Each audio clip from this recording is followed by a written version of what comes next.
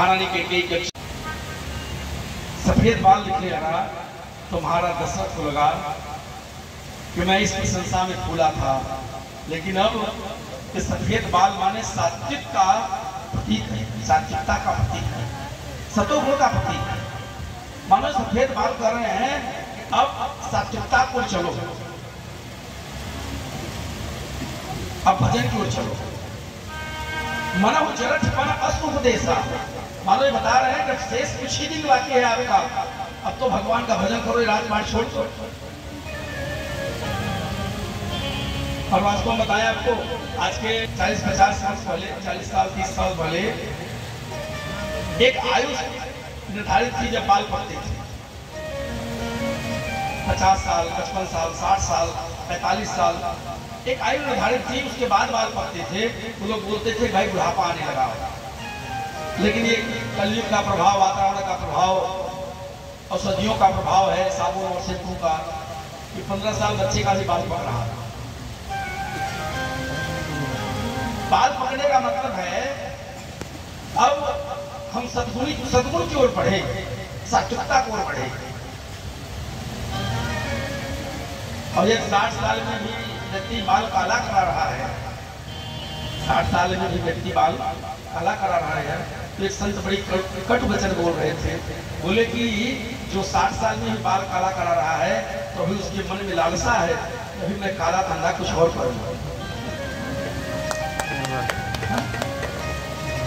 क्योंकि सफेद बाल हो जाने पर काला धंधा नहीं हो पाएगा, फिर आपका जीवन सात्विकता को जाएगा। क्या सफेद बाल अच्छा नहीं लगते क्या? हम में से अभी तो यहाँ जितने लोग दिखाई पड़ रहे हैं सबका बाल काला काला दिख रहा है, लेकिन मोदी जी का बाल सफेद है। और यहाँ खड़े हो जाए ना तो लाखों को लाइन लग जाएगी सेल्फी लेने के लिए। सफेद बाल का भी उसका एक महत्व है, कीमत है। जो व्यक्ति सफेद बाल होने के बाद सात्विकता को बढ़ जाता है ना, उसकी कीमत समाज में बढ़ जाती है, प्रतिष्ठित हो जाता है समाज में।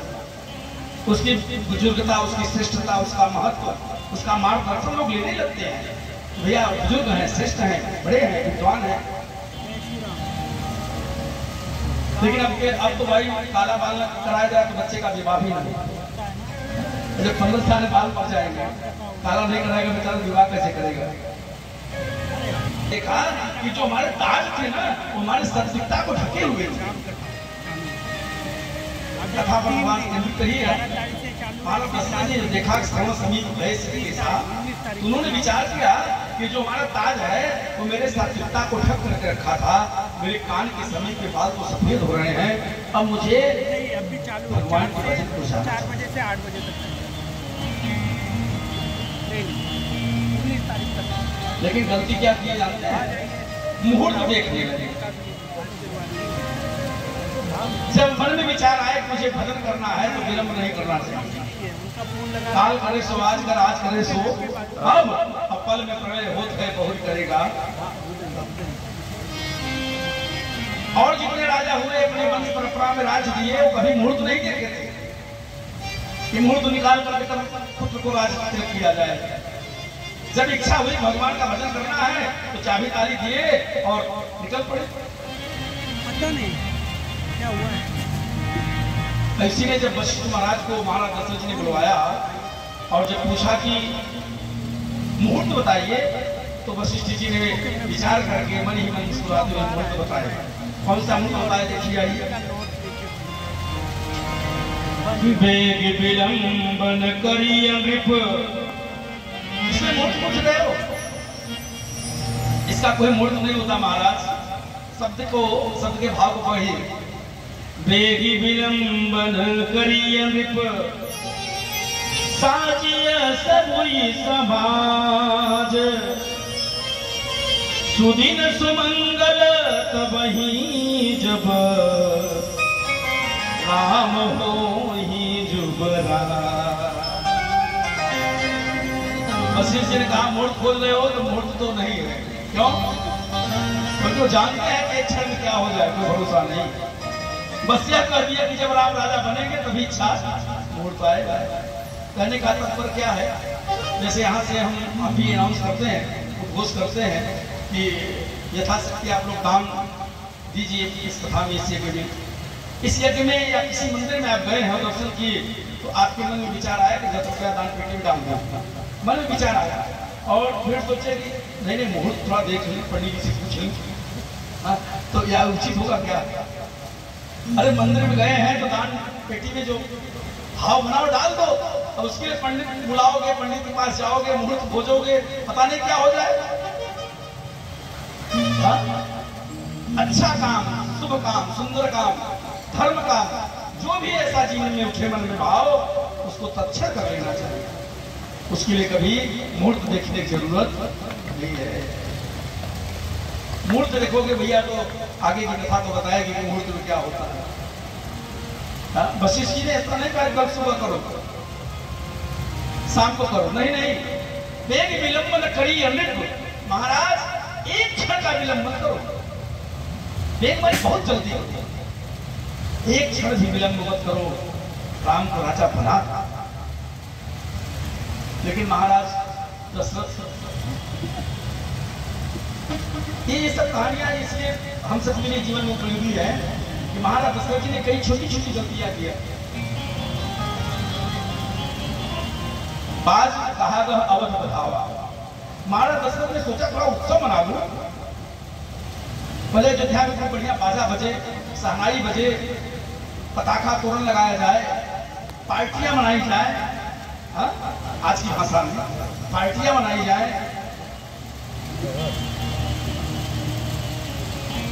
इसी में गड़बड़ हो गया। मानो यह कथा यह भी कर रही है तो कोई अच्छा काम करने जा रहे हो तो किसी से बताओ, शोर करके मत जाओ। शोर करके जाओगे ना तो बहुत ऐसे लोग हैं समाज में जो आपके काम को बिगाड़ सकते हैं।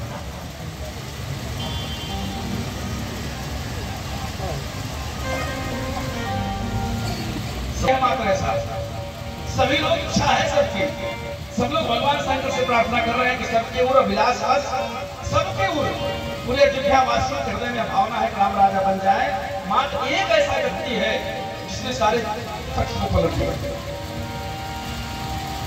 मानो गोस्वामी जी कह रहे हैं कि कोई भी अच्छा काम करने जाओ उसको कर लो, तब सबको बताओ।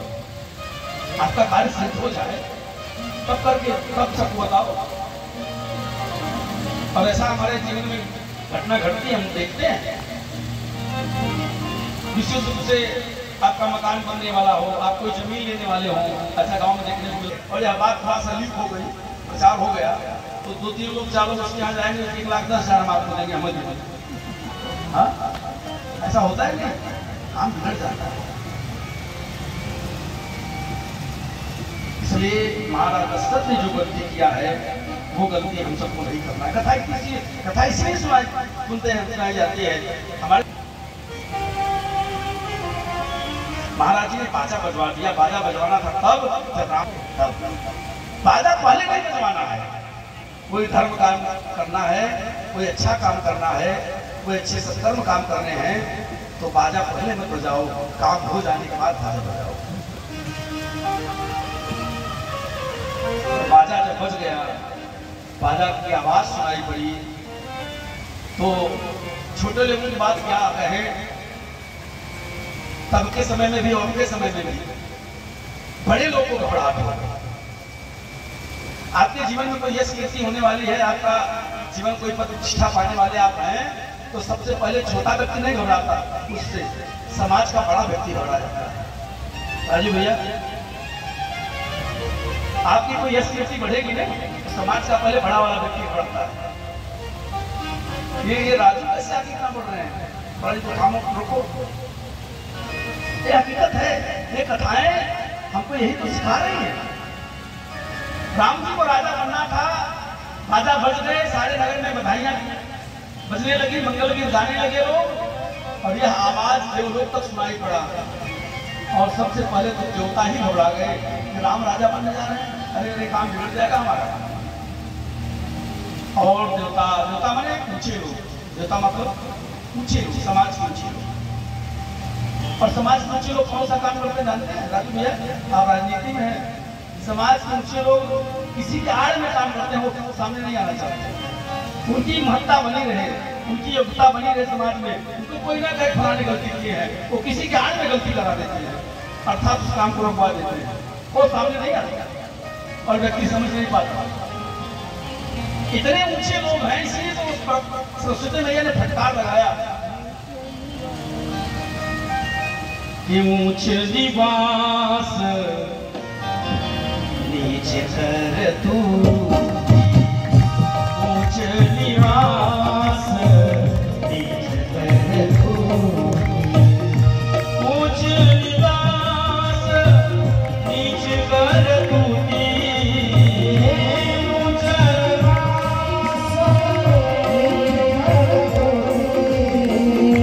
देखी न जाए पराई विभूति, देखी न जाए पराई विभूति।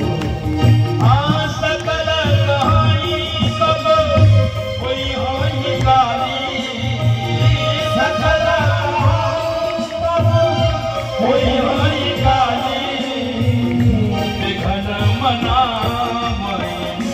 एव कुचाली, विघन मना एव कुचाली, विघन मना एव कुचाली।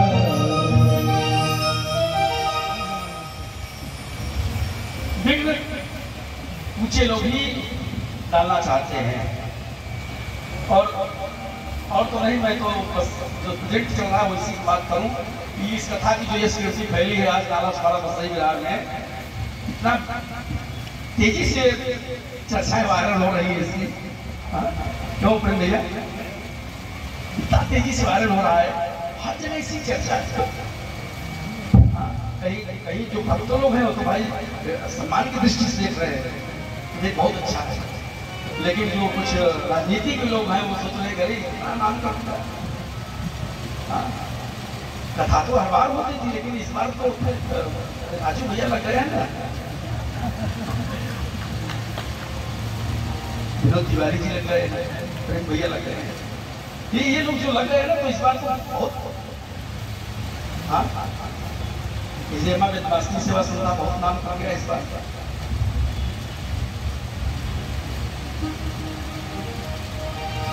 ये समस्या सब पहले से है।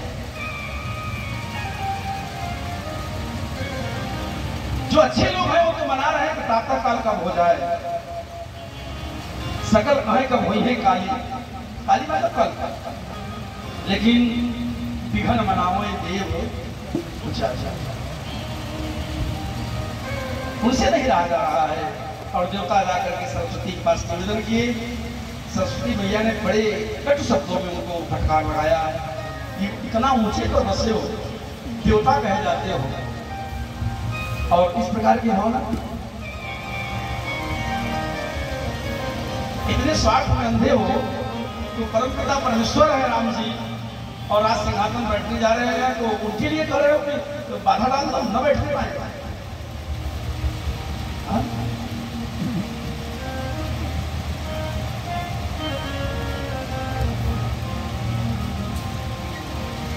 अंत में सरस्वती जी जब अंतर्मुखी हुई तो भगवान ने ही प्रेरणा दिया। ऐसा रामचरित मानस गोस्वामी लिख रहे हैं कि वही जो राम ने चिराखा वो कर तर्क बढ़ावे शाखा। भगवान की प्रेरणा से सरस्वती जी मंथरा के बुद्धि में समाहित हुई। सारे अयोध्या में ऐसा कोई मिला ही नहीं जिसकी बुद्धि में बैठ करके सरस्वती जी यह कार्य कर पाती। सिर्फ एक मंथरा थी, और मंथरा क्यों थी जानते हैं? क्योंकि मंथरा की जीवन की विशेषता थी कि मंथरा अयोध्या का अन्न जल ग्रहण नहीं करती। मंथरा कहती ये जन्म के समय से इसकी सेवा करने वाली भाई है, कैके देश से आई है, कैके नरेश ने भेजा है बेटी की सेवा के लिए। इसने कहा देखो हमारे यहाँ लोग कहते हैं ना परंपरा है कि बेटी के यहाँ खाया नहीं जाता, तो जब से इसका जन्म हुआ है तब से मैं इसको पाली पोसी हूँ, तो अयोध्या को मैं कैसे खाऊंगी? और दूसरी बात, मंत्रा ने कहा जाकर के कह गए नरेश को, यदि मैं वहां का नजर खा लूंगी तो वहां की जैसी मेरी मति हो जाएगी, इसलिए मैं कही कि भला नहीं कर पाऊंगी, आप अपने यहाँ का नजर भेजिए, मैं वही ग्रहण करूंगा। ऐसा वाल्मीकि रामायण में स्पष्ट लिखा है कि मंत्रा कैकेयी के साथ आई है और जब से और आज तक अयोध्या का नजर ग्रहण नहीं किया।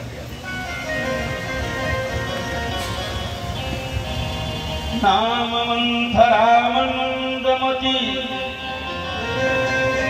चेरी कैकेयी केरी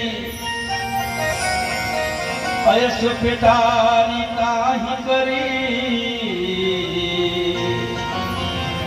गई गिरा